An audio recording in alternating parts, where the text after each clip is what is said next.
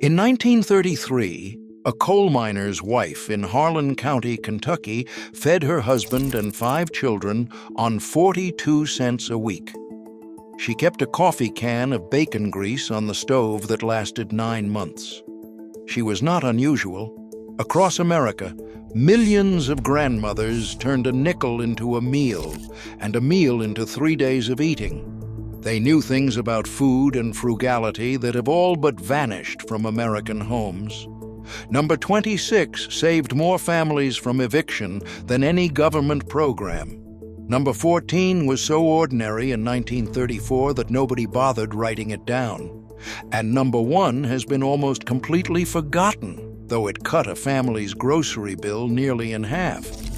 These 30 secrets were not poverty tricks. They were genius. Hit that subscribe button. Let us count down the 30 Depression-era penny-stretching secrets our grandmas swore by that still work today. Number 30. The bacon grease jar. Every Depression-era kitchen had one. A tin can sat on the back of the stove, collecting every drop. Nothing got poured down the drain. That grease became the fat for frying eggs, seasoning cornbread, and slicking cast iron. A pound of bacon at 22 cents produced enough grease to cook with for 2 weeks. The flavor of pork traveled through every dinner of the week.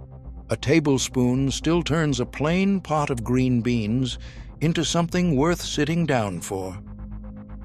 Number 29. Stale bread into 3 meals.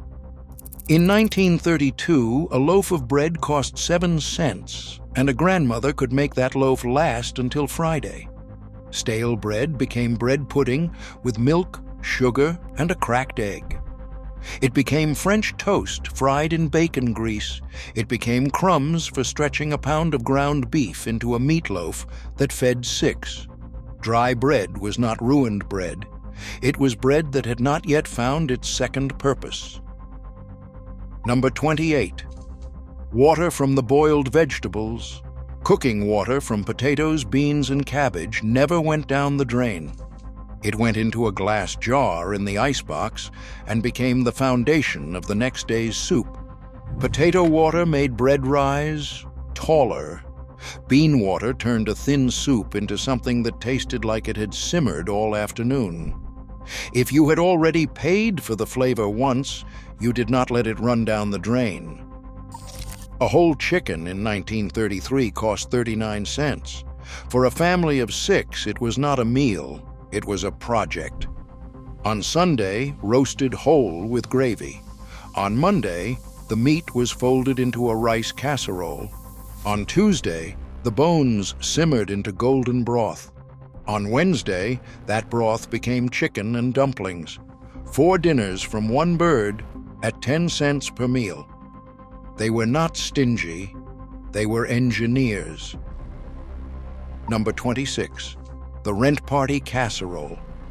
When a family was 1 week from eviction, the neighbors gathered.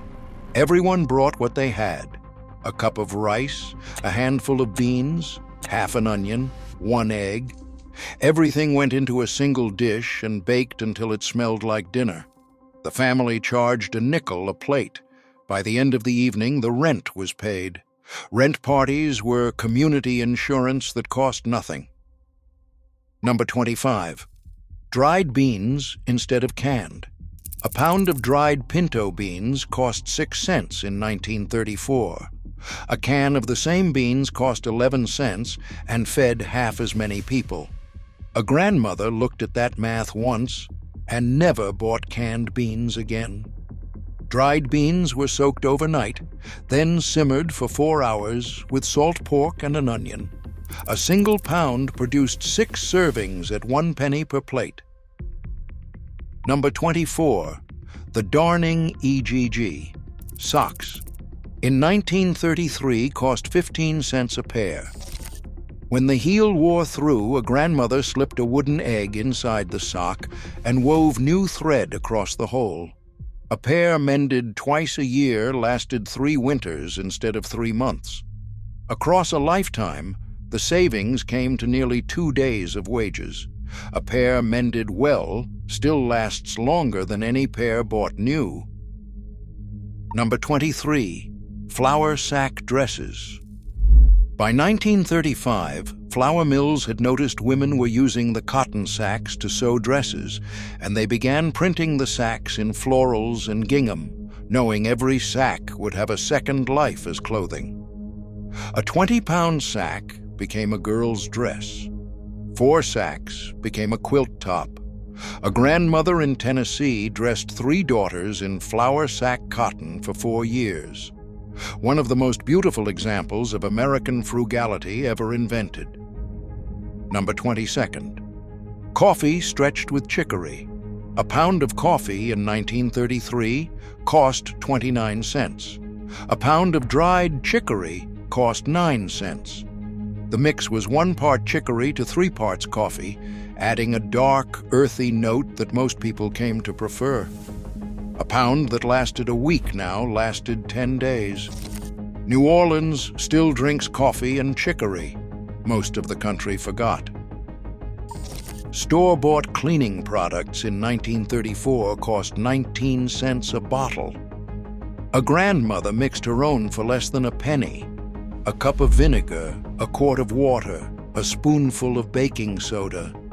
Vinegar cleaned windows, countertops, and the inside of the icebox. Half a lemon brought the shine back to a copper pot.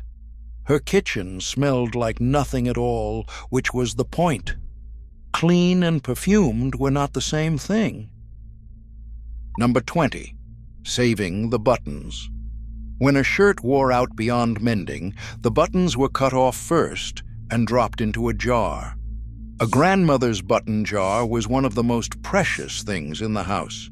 Some buttons had even been on her grandmother's dress. Replacing a missing button cost nothing because the right one was already waiting. Over a decade, those savings added up to real money in a time when cash was scarce. Number 19. The kitchen garden behind the house. A 10-by-10 plot produced tomatoes, beans, cucumbers, and onions. The seed packets cost a nickel each. The yield fed a family for 4 months. A bushel of tomatoes in August became 24-quart jars that lasted until April. A few nickels of seed produced hundreds of meals. Every Depression-era home had one. It sat next to the reading chair, holding scissors, a pincushion, and spools of thread. If a hem came down during the day, it went in the basket that evening, and it was back on the hanger by morning. A loose button got sewn on while the radio played. A small tear became a large tear. A loose button became a lost button. The mending basket stopped all of that at the source. Number 17. The icebox inventory. An icebox in 1933 held maybe 2 cubic feet of cold storage. There was no back. A grandmother kept a mental inventory down to the half cup of gravy. The Tuesday roast showed up in Wednesday's hash, Thursday's soup, and Friday's sandwich. Everything got used within 3 days. The average American family now throws away 1/3 of the food they buy. A grandmother in 1934 threw away nothing. A hen laid roughly 200 eggs a year. A grandmother kept track of every one. Eggs were currency. A dozen traded for a pound of sugar. 2 dozen paid for a can of coffee. A grandmother with 4 hens produced 800 eggs a year, paying for items she could not afford in cash. She was running a small, quiet business out of the backyard. Number 15. The cornbread skillet that was never washed. A well-seasoned cast iron skillet was not a pan. It was an inheritance. A grandmother wiped it clean with a dry cloth and rubbed bacon grease across the surface. Water and soap never touched it. That skillet cost 39 cents new in 1930. Used well, it would still be cooking cornbread in 1980. Modern non-stick pans warp after 2 years. Wipe, do not wash. Number 14, rendered lard from the butcher's fat scraps. The butcher, in 1933, would give away the fat scraps for nothing. A grandmother took a bag home, cut them into cubes, and rendered them slowly on the stove. 3 hours later, the fat had melted into pure white lard, strained into a clean jar. 1 pound of scraps produced enough to cook with for 2 weeks.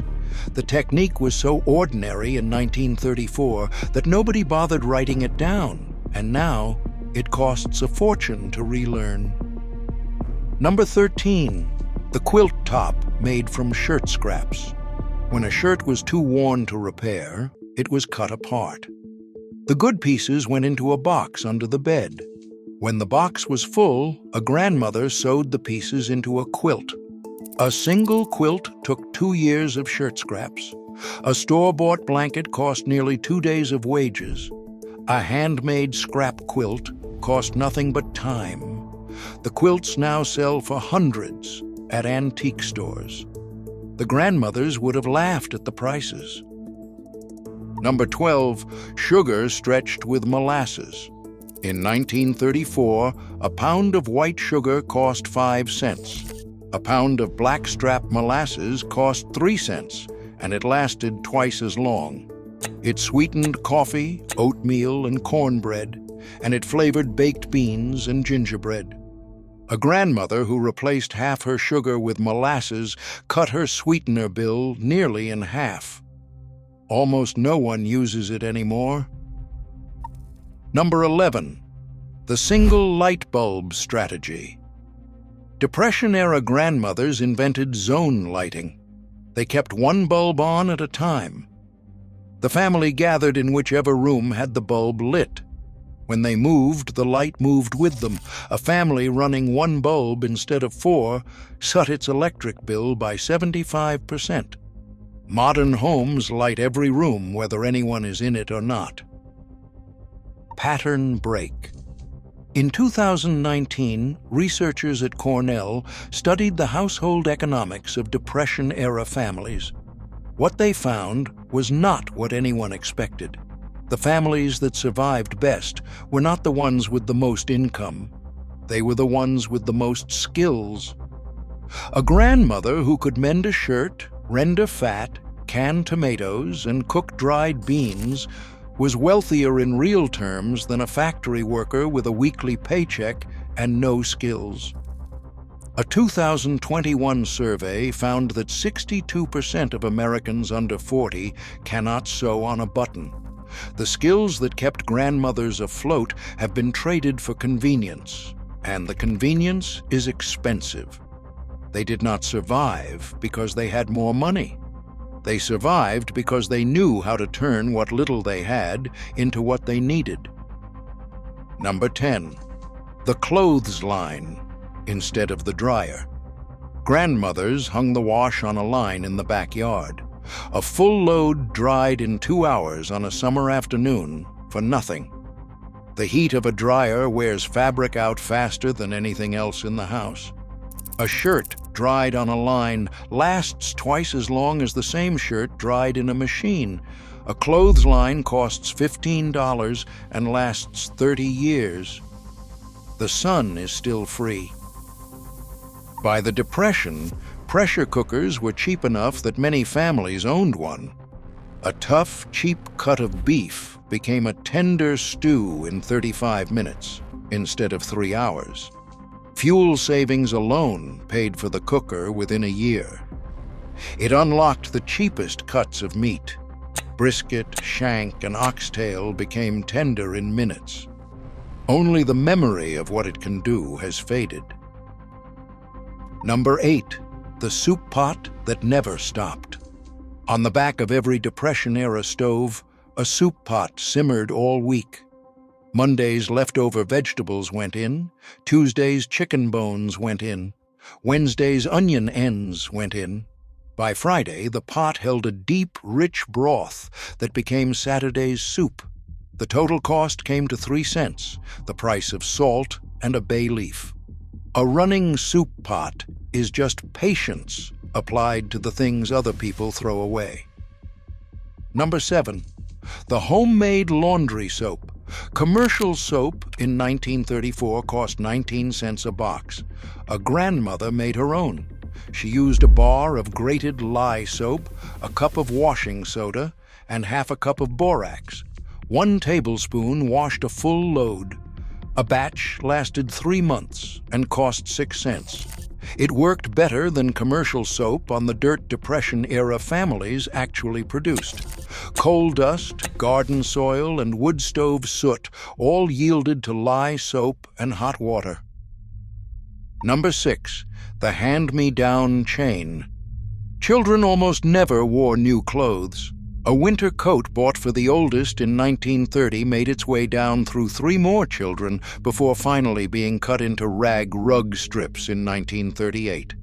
A single $4 coat worn by 4 children across 8 winters cost 50 cents per child per winter. The grandmothers of 1934 would have considered skipping the chain nearly criminal. Number 5. The home haircut. A barber charged 35 cents in 1933. For a family with 3 boys and 2 girls, that came to nearly $3 a month. Grandmothers cut hair.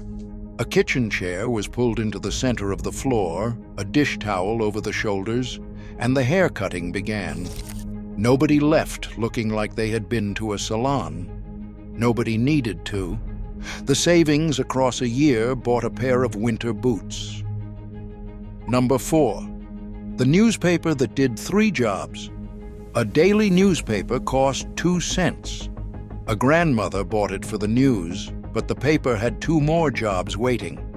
First, it lit the fire. Crumpled newspaper under kindling started a wood stove faster than anything. Second, it cleaned the windows. A damp wad of newspaper and vinegar worked better than any store-bought rag. A single newspaper earned its 2 cents 4 times over. Number 3. The root cellar, under the house. A small dirt-floored room kept between 40 and 50 degrees year-round by the earth itself. No electricity, no maintenance. Inside, a grandmother stored the fall harvest. Potatoes in wooden crates, onions hanging in mesh bags, carrots buried in damp sand. Jars of canned tomatoes lined the walls. A well-stocked root cellar fed a family from October through April. A good root cellar works for 100 years. Number 2. The community canning kitchen. In small towns across the South and Midwest, 1 house on each block had the canning equipment. A big pressure canner, a set of jars, and a pot big enough to boil a dozen jars. Women brought their own produce. A grandmother with tomatoes came Tuesday. A neighbor with green beans came Wednesday. Nobody paid. 1 pressure canner, shared 10 ways, produced 10 times the food at 1/10 the cost. The community was the strategy. Number 1.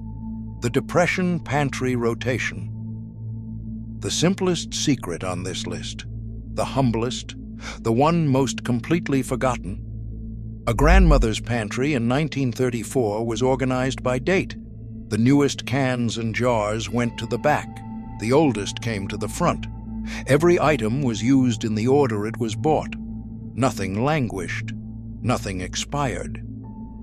A modern American family throws away roughly 35% of the food it buys, mostly because items get pushed to the back of the shelf and forgotten. A Depression-era grandmother threw away essentially nothing. Oldest in front, newest in back. It took no equipment, no technology, no special skill. It cost nothing. It saved nearly half of a family's grocery spending across a year. The coal miner's wife in Harlan County fed her husband and 5 children on 42 cents a week, partly because she never threw food away. The pantry rotation was the quiet engine behind every other trick on this list. It was not clever. It was just attention paid to what was already in the house. These 30 secrets were not poverty tricks. They were the distilled wisdom of a generation that had survived a collapse most Americans cannot imagine. A woman who could turn a Sunday chicken into 4 dinners and a flour sack into a daughter's dress was a woman who did not fear the end of the month. We traded all of that for convenience. The trade has not been kind. The tools have not changed. The math has not changed. Only the knowledge has faded. The grandmothers who lived through the Depression did not think they were being frugal. They thought they were just running a household. They were right, and we have almost forgotten what that looked like.